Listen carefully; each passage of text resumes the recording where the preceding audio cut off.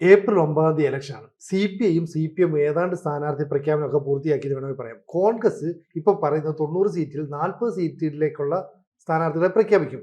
ബാക്കി 50 സീറ്റുകളിലുള്ള സ്ഥാനാർത്ഥികൾ വരും എന്നാ പറയുന്നത്. ബാക്കി 10-25 സീറ്റിൽ ഇപ്പോഴും അടി തീർന്നിട്ടില്ല. ഇപ്പോൾ ആലപ്പുഴയിൽ സുധാകരനെ UDF പിന്തുണയോടെ മത്സരിപ്പിക്കുന്നതിൽ കോൺഗ്രസിനുള്ളിൽ തന്നെ എതിർപ്പ് വന്നു കഴിഞ്ഞു. കണ്ണൂരിൽ അടി വേറെ നടക്കുന്നുണ്ട്. പത്തനംതിട്ടയിൽ മറ്റൊരു രീതിയിൽ അടി നടക്കുന്നുണ്ട്. ചുരുക്കം പറഞ്ഞാൽ കോൺഗ്രസിൽ മൊത്തവും കൂടെ അടി ഉണ്ടാക്കുന്നതാണോ ഉണ്ടാക്കിക്കുന്നതാണോ? പുള്ളി ഇപ്പോൾ വാർ റൂം, നമ്മുടെ KCയുടെ വാർ റൂം പല സംസ്ഥാനങ്ങളും തുടങ്ങിയതുപോലെ വേണമെങ്കിൽ ഇവിടെയും അദ്ദേഹത്തിൻ്റെ ഒളിഞ്ഞിരുന്നുള്ളൊരു വാർ റൂമിൻ്റെ പണിയാണോ ഇതെന്ന് വിചാരിക്കേണ്ടി വരും. കാരണം ഈ സിനു പറഞ്ഞതുപോലെ 97 സീറ്റ് കഴിഞ്ഞ പ്രാവശ്യം മത്സരിക്കുക, ഈ പ്രാവശ്യം 90 സീറ്റിലെന്ന് പറയുന്നു.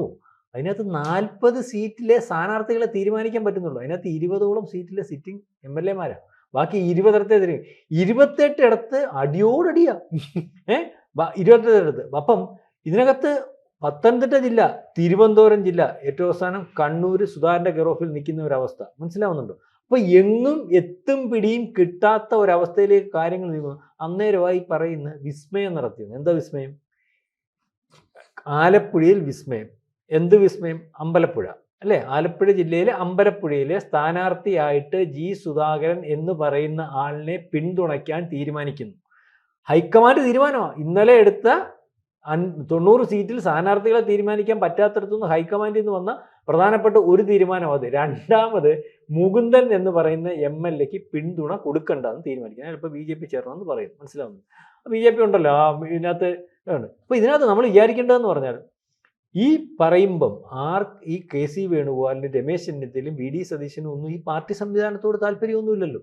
മാറി നിന്ന് അഡ്ജസ്റ്റ് ചെയ്തല്ലെങ്കിൽ ഇത്തരത്തിൽ അവിടെ ചെന്നിട്ട് ഇവരെല്ലാം കൂടെ പറയണം. നമ്മുടെ കേരളത്തിൽ ഉള്ള ഒരു കോൺഗ്രസ്സുകാരനാണ് സുധാകരനെ ആലപ്പുഴയിൽ നിന്ന് കോൺഗ്രസിനകത്ത് സ്ഥാനാർത്ഥിയാക്കാൻ തീരുമാനിക്കുന്നത് പോലെ കണ്ണൂർ ജില്ലയിലെ സ്ഥാനാർത്ഥി അല്ലെങ്കിൽ സ്ഥാനാർത്ഥികൾക്ക് കോൺഗ്രസ്സുകാർക്ക് മത്സരിക്കാൻ ഒരു അവസരം, അല്ലെങ്കിൽ കണ്ണൂർ ജില്ലയിൽ പാർട്ടി സംവിധാനം ഇല്ലാത്ത അവസരത്തിൽ ഉണ്ടാക്കിയെടുത്ത ഒരു നേതാവ്, അല്ലെങ്കിൽ കണ്ണൂർ ജില്ലയിൽ ഇപ്പോഴും അയാൾ നിന്നാൽ അയാളെ മാറ്റി തീരുമാനിക്കാൻ പറ്റാത്ത പോലെ ജനസമ്മതിയുള്ള ഒരു കോൺഗ്രസ് നേതാവ്. കണ്ണൂർ ലോക്സഭാ സീറ്റിൽ കണ്ണൂരിൽ സുധാകരന്മാരായിട്ട് മത്സരിച്ചാൽ ജയിക്കത്തില്ല. അല്ലെങ്കിൽ ഈ പറയുന്ന ഇപ്പം നിൽക്കുന്ന സീറ്റ് 10 കൊല്ലം കൊണ്ട് ഘടകകക്ഷിയുടെ കയ്യിൽ ആയിട്ട്, കണ്ണൂര് നിയമസഭാ സീറ്റ് ഘടകകക്ഷിയുടെ കയ്യിൽ, നമുക്കറിയാമല്ല മന്ത്രിയുടെ കാര്യം, അദ്ദേഹമാണ് ജയിച്ചുകൊണ്ടിരിക്കുന്നത്. ആ ഇടത്ത് ഇയാൾ കയറി നിന്നാൽ ജയിക്കും. വേറെ ആരും നിന്നാൽ എന്താ ജയിപ്പിക്കാഞ്ഞ കഴിഞ്ഞ കാലങ്ങളിൽ? അപ്പം പ്രധാനപ്പെട്ട ഘടകവും കക്ഷിയും ഒക്കെയാണ് ഈ സുധാകരനെ കൊണ്ടുവരാത്തതിൻ്റെ കാര്യം നമ്മൾ ഈ പറയുന്ന കണക്ക് അധികാരത്തിനകത്തുള്ള മോഹമാണല്ലോ. സുധാകരൻ വന്നാൽ, അയാൾ ബലം പിടിച്ച് നിന്നാൽ, അയാളുടെ പുറകിൽ ഒരു സമുദായം ഉണ്ടായാൽ അയാളെ മുഖ്യമന്ത്രിയാക്കിയിട്ട് വരും. അത്രയ്ക്ക് സീനിയോറിറ്റി ഉണ്ട്, അത്രയ്ക്ക് പ്രയോറിറ്റി കൊടുത്തേ മതിയാവത്തുള്ളൂ. കാരണം കോൺഗ്രസിനകത്ത് കണ്ണൂരിൽ സുധാകരൻ ഇല്ലെങ്കിൽ കോൺഗ്രസ് ഇല്ല. ഇപ്പൊ സുധാകരനെ വേണ്ട, ആ തീരുമാനം അവരെടുക്കുന്നത്. ഈ വാർ റൂം ഓപ്പറേറ്റ് ചെയ്യുന്ന KC വേണുഗോപാലെ തീരുമാനം എടുക്കുന്നത്. ഈ KC വേണുഗോപാലിന്റെ തീരുമാനം അല്ലെങ്കിൽ കുബുദ്ധി കൊണ്ട് ഏറ്റവും അവസാനം ഇത് MLA മാരുടെ എണ്ണം കൂടി വരികയാണെങ്കിൽ അദ്ദേഹത്തിന് ഹൈക്കമാൻഡ് തീരുമാനം അനുസരിച്ച് മുഖ്യമന്ത്രി ആവാനാണ്. കാരണം ഇവിടെ ഇപ്പൊ തന്നെ അടിയുണ്ടല്ലോ. ഈ അടിയെ ഓവർകം ചെയ്യാൻ, അടി ഉണ്ടാകുന്ന 1-2-3 കക്ഷികൾ ഒതുക്കാൻ പറ്റാത്ത 1-2-3 കക്ഷികളുണ്ട്. അടി എന്തുവരെ നടക്കും? സീറ്റ് കൊടുത്തേ കൊത്തുള്ള അടി അതിനകത്ത് നടക്കും. ഒന്ന് രമേശ് ചെന്നിത്തലയാണല്ലോ, ഒന്ന് VD സതീശനാണല്ലോ ഈ മുഖ്യമന്ത്രി സ്ഥാനത്ത് പറഞ്ഞത്, ഒന്ന് മുരളീധരന് ഈ ക്ലെയിമിൽ ഏറ്റവും പുറകിലാണ്. പിന്നെ അത്യാവശ്യം വരുവാണെങ്കിൽ ആരെ കൊണ്ടെങ്കിലും പറയിക്കാം, എന്നാലും അയാൾ വരത്തില്ല. പക്ഷേ സുധാകരൻ വന്നു കഴിഞ്ഞാൽ പുതിയൊരാളുകൂടെ വരികയാണ്. അപ്പോൾ സുധാകരൻ്റെ ക്ലെയിം എന്ന് പറഞ്ഞാൽ ഇവരെ 3 പേരെയും കൈകാര്യം ചെയ്ത് മാറ്റാനൊക്കെ ഒരു സമുദായത്തിനകത്തുള്ള ആളാണ്. പരസ്പരം അങ്ങോട്ടും ഇങ്ങോട്ടും തീരുമാനമെടുത്ത്, അല്ലെങ്കിൽ NSS ജനറൽ സെക്രട്ടറി പറയുക രമേശ് ചെന്നിത്തല ആക്കിയാൽ മതി, അന്നേരം VD സതീശനെ ആക്കാൻ ഹൈക്കമാൻഡിന് പറ്റാതെ വരുമ്പോൾ ഓപ്ഷൻ എന്നുള്ള രീതിയിൽ KC വേണമല്ലോ. പക്ഷേ സുധാകരൻ വന്നു കഴിഞ്ഞാൽ ഇവിടെ ഏറ്റവും വലിയ അപകടം എന്ന് പറഞ്ഞാൽ ഏറ്റവും കൂടുതൽ തഴയപ്പെടുന്ന ഒരു ജാതി എന്നുള്ള രീതിയിൽ ഈഴവനാണ് കോൺഗ്രസിൽ. MLA മാർ എണ്ണം നോക്കുമ്പോൾ K ബാബു കൂടെ പോയി കഴിയുമ്പോഴത്തേന് ഇപ്പം അടുത്ത പ്രാവശ്യം പ്രകാശൊന്നും മത്സരിക്കുന്നില്ലെങ്കിൽ MLA മാർ ഇല്ലാത്തൊരവസ്ഥയിലേക്ക് പോവുക. അപ്പം അതിനകത്ത് ഒറ്റ ഒരാളെ ഉള്ളൂ. അപ്പോൾ ആ സമുദായത്തിൻ്റെ പ്രാതിനിധ്യം എന്നുള്ള രീതിയിൽ ഇയാളെ മുഖ്യമന്ത്രി ആക്കേണ്ടി വന്നെ ആക്കണം. മനസ്സിലാവുന്നുണ്ട്? അപ്പം ഞാൻ പറഞ്ഞു വന്നത്, കണ്ണൂർ മൊത്തം പൊട്ടിത്തെറിക്കും സുധാകരനെ ഈ പറയുന്ന സ്ഥാനാർത്ഥിയാക്കിയില്ലെങ്കിൽ. അപ്പം അത് എത്ര പൊട്ടിത്തെറിച്ചാലും അവിടുന്ന് MLA മാരുണ്ടായില്ലെങ്കിലും അവിടെ നാളെ കാലത്തെ കോൺഗ്രസ് ഇല്ലെങ്കിലും സുധാകരനെ മത്സരിപ്പിക്കേണ്ടെന്ന് ഇപ്പം 2 തീരുമാനം ACC എടുത്തതുപോലെ ഒരു തീരുമാനം നേരത്തെ ഈ പറയുന്ന KC വേണുഗോപാൽ എടുപ്പിച്ചിരിക്കുന്നു എന്നാണ് ഇവിടെ കരുതാൻ. കാരണം സുധാകരനെ മറ്റന്നാൾ വിളിപ്പിച്ചേക്കുന്നത് എന്തിനാ? സുധാര ഒതുങ്ങണം, നമുക്ക് അധികാരത്തിൽ വേണം, നിങ്ങൾ പഴയ കോൺഗ്രസ് അല്ലേ, നിങ്ങൾ അങ്ങനെയൊക്കെ ചെയ്യാവോ, ഇയാളെ ഒന്ന് പൊക്കിക്കഴിഞ്ഞാൽ ഇയാൾ കഴിഞ്ഞ KPC പ്രസിഡന്റ് സ്ഥാനത്തു നിന്ന് പിൻവലിച്ചിട്ട് മെരിക്കതുപോലെ അവിടെ ചെന്നിട്ട് പറയും എന്നാൽ എൻ്റെ ഒരാളിനെ മത്സരിപ്പിക്കണം, എന്നാ ശരിയാടെ ഒരാളിനെ മത്സരിപ്പിക്കാം. അങ്ങനത്തെ ഉണ്ടായ KPCC പ്രസിഡന്റായി ഇപ്പൊ ഇരിക്കുന്നത്. KC വേണുഗോപാലാണ് ഇതിന്റെ പിന്നിലെന്നുള്ളത് കെ സുധാകരന് തിരിച്ചറിഞ്ഞൂടെ? അന്ന് കെ സുധാകരന് പണി കിട്ടിയതാണ്.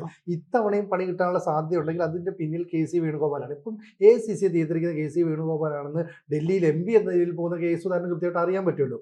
അങ്ങനെയാണെങ്കിൽ എനിക്ക് പകരക്കാരനായിട്ട് ഞാൻ നിശ്ചയിക്കുന്ന ഒരാളെ തന്നെ മത്സരിപ്പിക്കുക എന്ന് പറഞ്ഞാൽ കെ സുധാകരന് വഴങ്ങിയല്ലേ പറ്റുള്ളൂ. അല്ല, കെ സുധാകരന് വഴങ്ങിയേ പറ്റത്തുള്ളൂ എന്ന് പറഞ്ഞാൽ അതിന് വഴങ്ങാൻ കെ സുധാകരന്റെ മാനസികാവസ്ഥയും ഒക്കെ അങ്ങനെയാണെങ്കിൽ തീരുമാനിക്കണം. CPM-നോട് എതിരിടാനും അല്ലെങ്കിൽ ഇതുപോലെ സ്വന്തമായിട്ട് പ്രസ്താവന ഉണ്ടാക്കാനും അല്ലെങ്കിൽ നെഞ്ചു വിരിച്ച് എവിടെയും വാടാന്ന് പറഞ്ഞ് നിൽക്കാനുമുള്ള മാനസികാവസ്ഥ പോരാ, സ്വന്തമായിട്ട് തീരുമാനമെടുക്കാനുള്ള മാനസികാവസ്ഥയും കൂടെ ഉണ്ടാവണം. അതിനകത്ത് ധൈര്യമില്ലായ്മയാണല്ലോ KPCC പ്രസിഡന്റ് സ്ഥാനം മാറ്റിയപ്പോൾ അദ്ദേഹത്തിന് തിരിച്ചിവിടെ വന്നിരുന്ന് കരയേണ്ടി വന്ന്, ഇന്നലെ ഒരു വേദിയിലിരുന്ന് കരയേണ്ടി വന്നു. അതേസമയം നേരെ മറിച്ച് നമ്മൾ ഈ പറയുന്ന പോലെ അദ്ദേഹം ഒരു തീരുമാനമെടുത്ത് കണ്ണൂർ നിന്നാൽ അദ്ദേഹത്തിന് ഇപ്പൊ MLA ആവണമെന്നുള്ള താല്പര്യമാണല്ലോ. ഒരു പക്ഷേ അത് MLA ആകും. ഇപ്പൊ ഈ മുകുന്ദൻ രണ്ടിടത്തും തെരഞ്ഞെടുപ്പ് BJP-ക്കകത്ത് പോലെ BJP അയാളെ ആക്കത്തില്ലേ? BJP-യൊക്കെ പരിഗണന കൊടുക്കത്തില്ലേ? ഇയാളെ പാർട്ടിക്കകത്തുനിന്ന് പുറത്താക്കിയല്ലേ പറ്റത്തുള്ളൂ. പാർട്ടിക്കകത്തുനിന്ന് പുറത്താക്കുമ്പോൾ അയാൾ MP അല്ലേ, അയാൾക്ക് വേണമെങ്കിൽ തോറ്റാലും MP എന്നുള്ള നിലയിൽ ഞങ്ങളുടെ കൂടെ വന്ന ആളാണ്, ഞങ്ങളൊന്ന് പരിഗണിക്കുക, അല്ല നേരത്തെ പറയാം എന്നെ പരിഗണിക്കുക, എന്നെ നാണം കരുത്തരുത്, എനിക്ക് ഈ 5 കൊല്ലത്തെ കാര്യമേ ഉള്ളൂ, അല്ലെങ്കിൽ ഈ ടൈം കഴിയുന്നിടം വരെ ഉള്ളൂ, അതിനുശേഷം പ്രായാധിക്യം രാഷ്ട്രീയ വനവാസത്തിലേക്ക് പോവുകയാണ്. അപ്പം അയാൾക്ക് അവിടെ നെഞ്ചു മിരിച്ചു എന്ന് പറയാം. അപ്പം ആ തീരുമാനം എടുക്കും. അപ്പം ആ തീരുമാനം എടുക്കുമെന്ന് ബുദ്ധിയുള്ള KC വേണുഗോപാലിന് മനസ്സിലാക്കാം.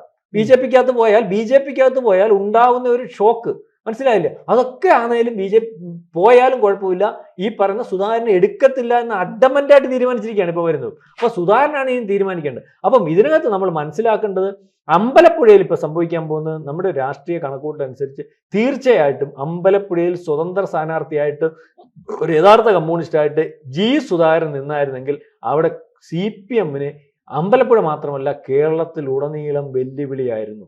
അതായത് കമ്മ്യൂണിസ്റ്റുകാരെ പരിഗണിക്കാത്ത അല്ലെങ്കിൽ അത്തരത്തിൽ കമ്മ്യൂണിസം ലെവലേശമില്ലാത്ത മുതലാളിത്ത സംസ്കാരമുള്ള അഴിമതിയുടെ കൂത്തരങ്ങായിട്ടുള്ള ഒരു പാർട്ടിയാണ് ഈ പാർട്ടി. അതുകൊണ്ടാണ് സുധാകരനെ പരിഗണിക്കാത്തത്. അതുകൊണ്ട് സുധാകരൻ നിൽക്കുന്നു, സ്വതന്ത്രനായിട്ട് നിൽക്കുന്നു. യഥാർത്ഥ കമ്മ്യൂണിസ്റ്റ് ആയതുകൊണ്ട് അയാൾ BJP പോയില്ല, യഥാർത്ഥ കമ്മ്യൂണിസ്റ്റ് ആയതുകൊണ്ട് അയാൾ കോൺഗ്രസിൽ പോയില്ല, ആ രീതിയിലേക്ക്. പക്ഷേ സുധാകരൻ ഇപ്പോൾ എന്താണ് വന്നത്?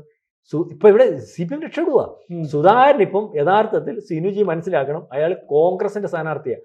അതോടുകൂടി CPM രക്ഷപ്പെട്ടു. CPM പറഞ്ഞിരുന്ന ആരോപണങ്ങളെല്ലാം സുധാകരന്റെ പേരിൽ ഇപ്പൊ പറഞ്ഞ ആരോപണങ്ങളെല്ലാം ശരിയാവുക. ഞങ്ങൾ ആവശ്യം പോലെ 30 കൊല്ലം MLA ആക്കിയില്ലേ, 10 കൊല്ലം മന്ത്രിയാക്കിയില്ലേ, 40 കൊല്ലം പാർട്ടിയുടെ സംസ്ഥാന കമ്മിറ്റിയിൽ ഇരുന്നിട്ടില്ലേ, സെക്രട്ടേറിയറ്റ് വെച്ചപ്പോൾ അദ്ദേഹം അല്ലേ വേണ്ടെന്ന് പറഞ്ഞ് സിൻഡിക്കേറ്റ് മെമ്പർ ആക്കിയിട്ടില്ലേ, ആ പാർട്ടി ജില്ലാ സെക്രട്ടറി ആക്കിയിട്ടില്ലേ, എല്ലാ അധികാരങ്ങളും അദ്ദേഹത്തിന് കൊടുത്തില്ലേ?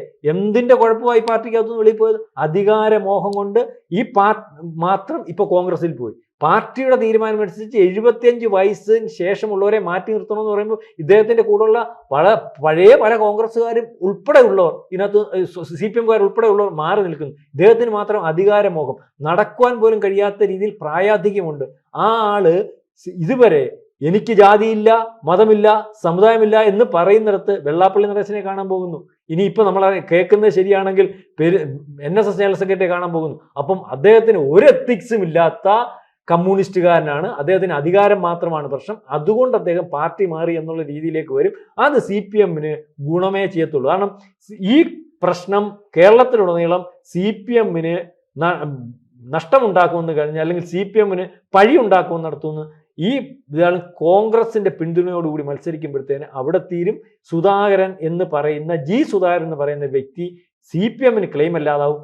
പക്ഷേ സുധാകരൻ കണ്ണൂരിൽ നിന്ന് വന്നാൽ കണ്ണൂർ പൊട്ടിത്തെറിക്കും, കോൺഗ്രസിന് കുഴപ്പമാവും. കേരളത്തിലുടനീളം കോൺഗ്രസ് നാളെ ജയിക്കാൻ പറ്റാത്ത ഒരവസ്ഥയിലേക്ക് കാര്യം നീങ്ങും.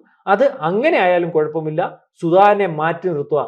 അധികാരത്തിൽ വരികയാണെങ്കിൽ എനിക്ക് അധികാരത്തിൽ വരണം, ഇല്ലെങ്കിൽ കോൺഗ്രസ് അധികാരത്തിൽ വന്നില്ലെങ്കിലും കുഴപ്പമില്ല എന്നുള്ള ഒരു സ്റ്റാൻഡുമായിട്ട് മുന്നോട്ട് പോകുന്ന ഒരു കോൺഗ്രസിനെയും ഒരു നേതൃത്വം ഞാൻ ഉദ്ദേശിച്ചത് ഇപ്പോൾ ഏറ്റവും വലിയ നേതൃത്വം ദേശീയ ജനറൽ സെക്രട്ടറി ആയിട്ടുള്ള സംഘടനാ സെക്രട്ടറി KC വേണുഗോപാൽ. അദ്ദേഹം തീരുമാനിക്കുന്നതിനപ്പുറം ഒന്നുമില്ലല്ലോ, അദ്ദേഹം പറയുന്നതാണല്ലോ ഹൈക്കമാൻഡ് തീരുമാനം. അപ്പം അതാണ് ഇവിടുത്തെ ഒരു രീതി, അതാണ് ഇവിടുത്തെ ഒരു കാര്യം. ഏതായാലും കോൺഗ്രസ് തുടക്കത്തിലേ തന്നെ ഒരു ഹൈപ്പ് ഉണ്ടായിരുന്നു, എല്ലാം കൊണ്ടും പാളിയിരിക്കുകയാണ്. പിന്നെ 25 ദിവസത്തേക്ക് മത്സരിക്കാൻ പറ്റും. പക്ഷേ ഇപ്പോഴത്തെ ഒരു പോക്കിൽ കോൺഗ്രസ് അധികാരത്തിൽ വരുന്ന ഒരു ലക്ഷണവും കാണുന്നില്ല. ഇപ്പം തന്നെ കണ്ടല്ലോ, ആലപ്പുഴയിൽ നിന്നുള്ള പാർട്ടി അല്ല, സംസ്ഥാന ഈ കണ്ണൂർ എന്ന് പറയുന്നത് CPM-ന്റെ ഒരു ഉറച്ച കോട്ട. ഈ കണ്ണൂർ ഉറച്ച കോട്ടയിൽ സത്യത്തിൽ കോൺഗ്രസ് എന്ന് പറയുന്ന പാർട്ടിയെ കെട്ടിപ്പടുക്കുന്ന നിർണായക പങ്കുവച്ച് കെ സുധാകരൻ തന്നെയാണ്. കാരണം ഒരു ആവശ്യം ഉണ്ടെങ്കിൽ ഒന്ന് പോലീസ് സ്റ്റേഷനിൽ പോകാൻ ആൾക്ക് പേടിയാ. ആ കോൺഗ്രസ് നേതാക്കളെ കൊണ്ട് പോകുന്നത് കെ സുധാകരനാണ്. അവിടുത്തെ വിദ്യാർത്ഥി പ്രസ്ഥാനങ്ങൾ എന്തെങ്കിലും ഒരു പ്രശ്നം ഉണ്ടെങ്കിൽ ഒരു പ്രക്ഷോഭം നടത്താൻ അവിടെ പേടിയാ.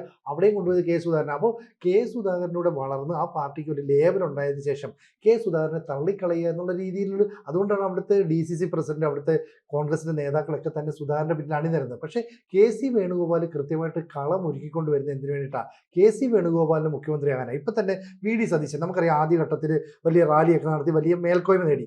ഈ തദ്ദേശ തെരഞ്ഞെടുപ്പിലൊക്കെ ആണെങ്കിൽ ആദ്യമേ സ്ഥാനാർത്ഥികളെ പ്രഖ്യാപിച്ചുകൊണ്ട് വലിയ മേൽക്കോയ്മ നേടി. അപ്പോൾ സതീശന് ഉള്ളിൽ തന്നെ ഒരു അഹംഭാവം, ഞാനാണ് നേതാവ്, ഇനി എനിക്കല്ലേ മുഖ്യമന്ത്രി സ്ഥാനം.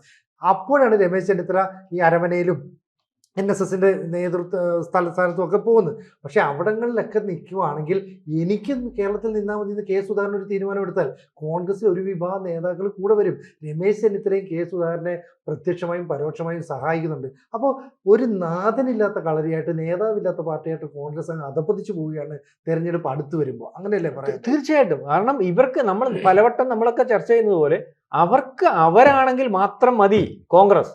അപ്പം സതീശന്റെ ഉദ്ദേശം അതാ, ഞാൻ മുഖ്യമന്ത്രിയാണെങ്കിൽ കോൺഗ്രസ് മതി. ഇതേ തന്നെ വേണുഗോപാലും തീരുമാനിക്കുന്നു, രമേശ് ചെന്നിത്തലയും തീരുമാനിക്കുന്നു. പ്രത്യക്ഷത്തിൽ ഈ സതീശനെയും ഒരുപക്ഷെ രമേശ് ചെന്നിത്തലയെ മത്സരിപ്പിക്കാതിരിക്കാൻ ഒരു മാർഗവും ഇല്ലാത്തതുകൊണ്ട് മാത്രം മത്സരിക്കുന്നു എന്ന് വിചാരിച്ചാൽ മതി. അല്ലെങ്കിൽ ഈ സുധാകരനെ കൈകാര്യം ചെയ്തതുപോലെ KC വേണുഗോപാൽ ഏതെങ്കിലും മാർഗത്തിൽ കൂടി കൈകാര്യം ചെയ്തു. നേരത്തെ ഷാഫി അങ്ങനെ കൈകാര്യം ചെയ്താൽ മനസ്സിലാവുന്നു. ഷാഫി പറമ്പിൽ ഈ പറയുന്നത് പോലെ അടുത്ത പ്രാവശ്യം നിയമസഭയിൽ മത്സരിച്ചാൽ ഒരുപക്ഷെ മുസ്ലിം പ്രാതിനിധ്യം വെച്ചിട്ട് മുഖ്യമന്ത്രി എന്നുള്ള പേര് വരുമോ എന്ന് കണ്ട് വളരെ ദീർഘമായിട്ട് ഷാഫിയെ കൈകാര്യം ചെയ്ത. അപ്പൊ അത്രയ്ക്ക് ദീർഘവീക്ഷണത്തോടു കൂടി കാര്യങ്ങൾ കൈകാര്യം ചെയ്യുന്ന ഒരാൾ തന്നെയാണ് KC വേണുഗോപാൽ. പക്ഷേ KC വേണുഗോപാൽ കൈകാര്യം ചെയ്തു വരുമ്പോൾ ഈ പാർട്ടി സംവിധാനവും MLA-മാരും ഉണ്ടാവുമെന്ന് എനിക്ക് തോന്നുന്നു. കൂടുതൽ വാർത്തകളും വിശേഷങ്ങളും നിങ്ങളിലേക്ക് എത്താൻ ABC മലയാളം സബ്സ്ക്രൈബ് ചെയ്യുക, ബെൽബട്ടനും അമർത്തുക.